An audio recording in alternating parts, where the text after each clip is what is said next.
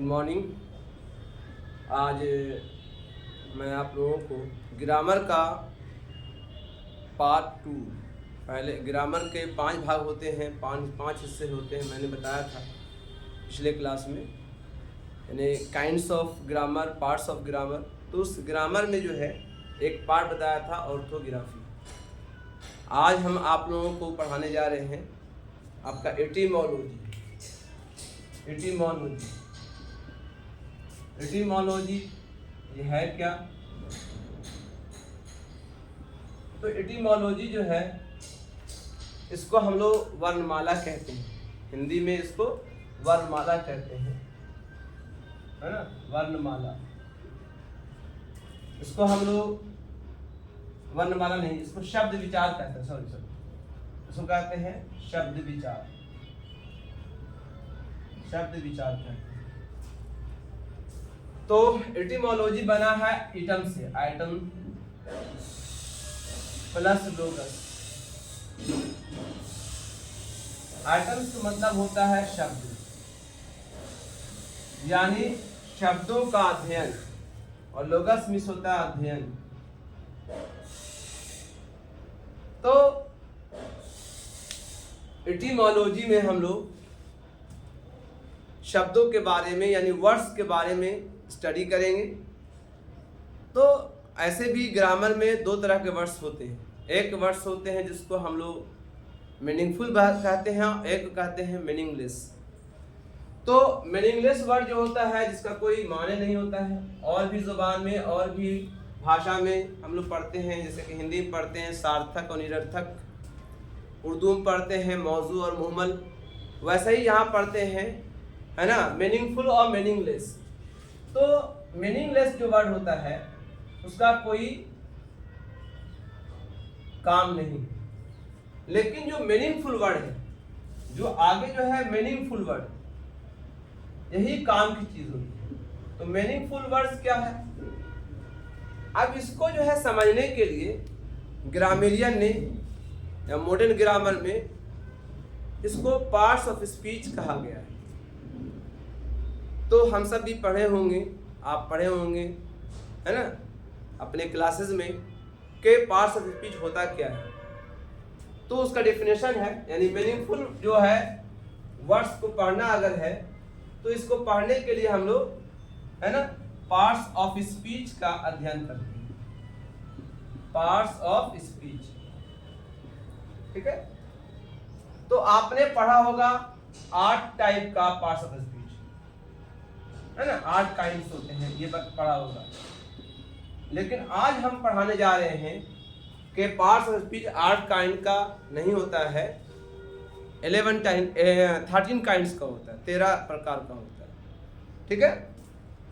पहले इसका डेफिनेशन करते हैं हम लोग, पार्ट्स ऑफ स्पीच क्या है। तो पार्ट्स ऑफ स्पीच, है ना, का डेफिनेशन होगा all the words are classified into several classes is called parts of speech। यानी जितने वर्ड्स हैं दुनिया में सबको कई भागों में डिवाइड कर दिया है, कई क्लासेस में डिवाइड कर दिया गया है, उसको नाम दे दिया गया पार्ट्स ऑफ स्पीच। तो पार्ट्स ऑफ स्पीच को, है ना, पहले आप लोग पढ़ते होंगे 8 पार्ट्स के होते हैं, जैसे noun, pronoun, adjective, adverb, preposition, conjunction, interjection. लेकिन मेरा क्लासिफिकेशन कुछ डिफरेंट होगा और ये अलग तरीके से होगा, इसको गौर से देखें। जो पार्ट्स ऑफ स्पीच होता है उसको हमने डिवाइड किया है 2 पार्ट में। एक को नाम दिया गया है फॉर्म क्लासेस,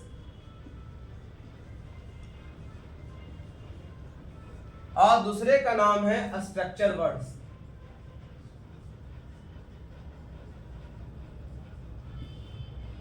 तो फॉर्म क्लासेस को है उसे कहते हैं जो चेंजेबल होता है, चेंजेबल, जिसको हम लोग चेंज कर सकते हैं, यानी इसमें जो है इसके शक्ल में बदलाव आता रहता है। समय समय पे इसके शक्ल में हम बदल सकते हैं by using the prefixes and suffixes. आपने पढ़ा होगा प्रीफिक्स एंड सफिक्स। अगर समझ में नहीं आता है तो आप इसको आप हिंदी में पढ़ा होगा आप प्रत्यय उपसर्ग, उस तरह उर्दू में पढ़ा होगा साबका और लाहिका। वैसे ही यहाँ भी इस्तेमाल होता है प्रीफिक्स और सफिक्स। प्रीफिक्स जो होता है वर्ड के पहले लगता है और सफिक्स जो है वर्ड के बाद लगता है और उसका मीनिंग चेंज कर देता है, इसलिए इसका नाम दे दिया फॉर्म क्लासेस। और ये चेंजेबल है, यानी इसको चेंज किया जा सकता है। जैसे कि एग्जांपल के तौर पर हम ले सकते हैं स्टे, है ना, स्टे से बना स्टेशन। क्या बना? स्टे से बना स्टेशन। तो इसी तरह से इसको हम आगे पीछे सफिक्स और प्रीफिक्स लगा करके इसके मीनिंग को हम चेंज कर सकते हैं। तो इसी को बोलते हैं हम लोग फॉर्म क्लासेस। और एक होता है स्ट्रक्चर वर्ड, एक होता है स्ट्रक्चर वर्ड जो चेंजेबल नहीं है, इसको बोलते हैं नॉन चेंजेबल। ये चेंजेबल नहीं है, इसको हम लोग बदल नहीं सकते। इसकी शक्ल वही रहती है ना, इसका फॉर्म्स वही रहता है, सिर्फ इसके जगह के बदलने से इसका काम बदल जाता है, इसका नाम बदल जाता है, इसका काम बदल जाता है, इसलिए नॉन चेंजेबल है। अब इसे मान लिया कि बहुत सारे वर्ड ऐसे हैं कहीं पर कुछ मीनिंग देता है और कहीं पर कुछ मीनिंग देता है। बशर्ते ये है कि शक्ल बदला, शक्ल तो वही है लेकिन जगह बदलने से, यानी सेंटेंस में जगह बदल गया तो उसका मीनिंग बदल गया। तो इसको बोलते हैं हम लोग नॉन चेंजेबल। तो नॉन चेंजेबल कौन कौन है? बहुत सारे हैं। तो इसी का हम एक लिस्ट तैयार करेंगे कि कौन कौन जो है फॉर्म क्लासेस में आता है और कौन कौन सा जो होता है स्ट्रक्चर वर्ड में आता है। तो फॉर्म क्लासेस में कौन कौन है? तो फॉर्म क्लासेस में जो आता है, पहला है आपका नाउन। नाउन जो है आपका फॉर्म क्लासेस है। दूसरा है आपका एडजेक्टिव, एडजेक्टिव आपका फॉर्म क्लास में आता है। और तीसरा आपका है एडवर्ब, आपका फॉर्म क्लास में आता है। और वर्ब, ये सारे फॉर्म क्लास में आते हैं। अब आइए स्ट्रक्चर वर्ड में कौन कौन आता है। तो स्ट्रक्चर वर्ड में आता है प्रोनाउन, प्रोनाउन आता है, प्रीपोजिशन, प्रीपोजिशन, कंजक्शन, इंटरजेक्शन। तो आपने पहले पढ़ा होगा कि पार्ट्स भी 8 होते हैं, तो 4 इसमें से और 4 इसमें से, बाकी और कौन है ना। तो और भी बहुत से वर्ड्स हैं जो आपके नॉन चेंजेबल हैं, उसके मीनिंग चेंज होते रहते हैं, या मीनिंग भले चेंज होते हैं लेकिन वर्ड चेंज नहीं होते हैं। जैसे कि ऑक्सिलियरी, ऑक्सिलियरीज जो है कभी चेंज नहीं होते हैं, है ना। जैसे कि ऑक्सिलियरी हो गया, जीरंड हो गया, जीरंड एक है, पार्टिसिपल है, पार्टिसिपल, और आपका जो है पार्टिसिपल के साथ आपका इंफिनिटिव, और एक और होता है नॉमिनल्स। नॉमिनल्स ये सब नया वर्ड्स आपको दिखाई पड़ रहा होगा, लेकिन ये मॉडर्न ग्रामर में ये इस्तेमाल होता है। तो कुल कितने पार्ट्स हो गए? पहला हो गया नाउन, दूसरा हो गया adjective, adverb, verb, pronoun, preposition, conjunction, interjection, nominals, auxiliary, gerund, participle, infinitive. यानी कुल कितने पार्ट्स हो गए?